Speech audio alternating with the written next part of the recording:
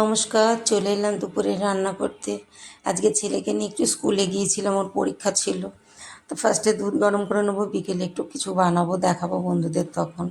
তো দুধ গরমের পরে মাংস বসিয়ে দেবো, একটু আলু ভাজা করে নেবো ফার্স্টে। তো আলু ভেজে নিয়ে আমি মাংস বসিয়ে দেবো, একটু লাল লাল করেই ভেজেছি আলুগুলো আমি। একটু লাল লাল করে ভাজা হয়ে গেছে আরও বেশি।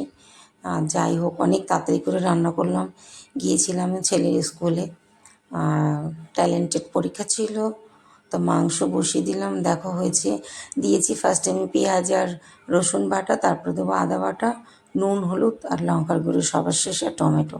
আর কিছু দেবো না, তাড়াহুড়ো করে কোনো রকম রান্না আজকে, যার কারণে এত বেলা হয়ে গেল।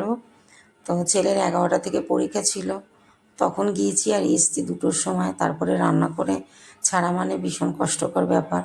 আর এদিকে একটু তেঁতো তরকারিও করব, তেঁতো তরকারি করব। সবজি দিয়েছি আলু, বেগুন, কচু, আর এদিকে ডাঁটা, আর তেঁতো তো থাকবেই, উচ্ছে তো থাকবেই।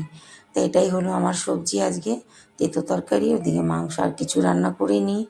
খুবই খুবই ভালো লাগে তেঁতো তরকারি দিয়ে খেতে। ভাতটা মুখে না টেস্ট না থাকলে তেঁতো তরকারি দিয়ে বেশ ভালোই লাগে। তো ঢেকে দিলাম, এবার একটুখানি ফুটে গেছে, তারপরে উচ্ছেটা দেবো। তা আমি আবার ঢেকে দেবো, 2-4 মিনিট পর খুলবো। মিনিট 5-এর পর খুললে মোটামুটি তরকারি হয়েই যাবে রেডি। তেঁতো তরকারিটা হয়েই যাবে। আমি ইচ্ছে করে বড়ি দিইনি, ভেবেছিলাম বড়ি দেবো, আর দেওয়া হলো না।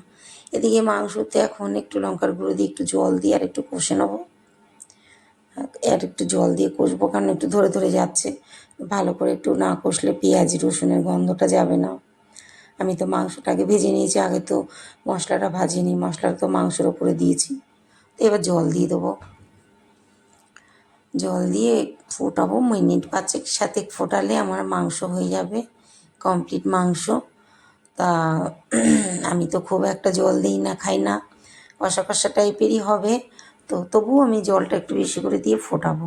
ব্যাস বন্ধুরা, আর দেবো লাস্টে একটু গরম মশলা। এটাই আমার আজকের মাংসের মশলা।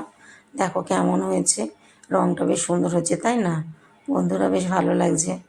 এই জল দিলাম বেশি করে, দিয়ে একটু ঢেকে দেবো। এই মাংস আমার এটাই হবে আজকে। 5-7 মিনিট পর আমার মাংসটা হয়ে যাবে। ব্যাস, হয়ে গেল তাহলে। দেখো এদিকে উচ্ছের তরকারি আমার হয়ে গেছে। উচ্ছের তরকারি নামিয়ে দেবো এখন আমি। তেঁতো তরকারি সুন্দর গলে গেছে, সব কচুটাও গলে গেছে, সেটাই দেখলাম। বন্ধুরা খেতেও বেশ ভালো হবে নিশ্চয়ই। তো আমি এখনও খাইনি, কেন আগে ভিডিওটা ছাড়বো তারপরে খাবো, অনেক বেলা হয়ে গেছে না, যার কারণে। তো আমার তরকারি হয়ে গেল, তেঁতো তরকারি। তোমরা বলবে কেমন হলো, দেখতে তো বেশ সুন্দর হয়েছে। এদিকে মাংসও মোটামুটি হয়ে এসেছে, ফুটছে। তা বন্ধুরা, আমার ভিডিওটি যদি তোমাদের ভালো লাগে, মাংস কিন্তু কমপ্লিট, তবে তোমরা অবশ্যই লাইক